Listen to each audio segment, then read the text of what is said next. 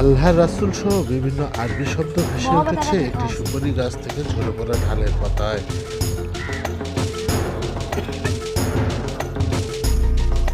আর এই আরবি শব্দ দেখতে উৎসুক জনতার ভিড় জমেছে কুড়িগ্রামের ফুলবাড়িতে।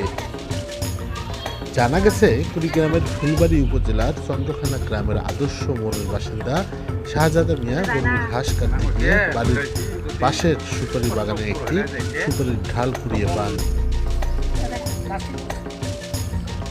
পরে সেই ঢালে দেখতে পান সমস্ত পাতায় আরবি হরফে ভরা।